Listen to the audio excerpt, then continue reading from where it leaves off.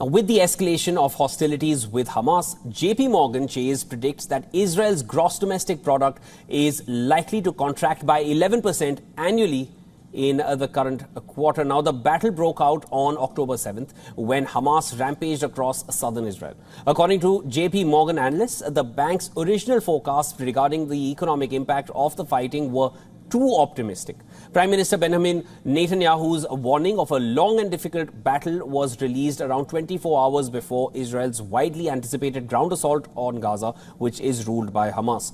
Now, the bank's projections are the most gloomy projections made by stock market experts. However, investors have already begun unloading their Israeli holdings.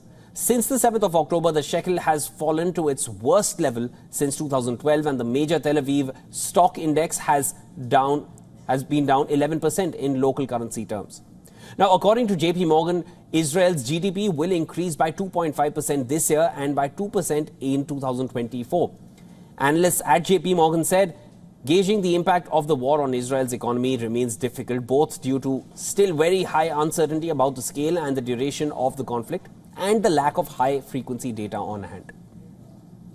They claim that Israel's recent wars barely affected activity, including the 7-week struggle with Hamas in 2014 and the six-year war with Hezbollah in Lebanon, which began in 2006. However, the current war has had a much larger impact on domestic security and confidence. Israel's central bank kept its benchmark interest rate unchanged at 4.75%. The shekel ended its worst losing streak since 1984 on Friday, as the decision not to loosen monetary policy helped the currency rise for the first time in 13 days. But one day after Israel's ground invasion of Gaza, West Asian markets, which opened for trading on Sunday, showed no hint of concern. Tel Aviv's TA35 stock index finished the day up 1.3%, its first increase in 3 days. The stock market has dropped 11% since the war broke out.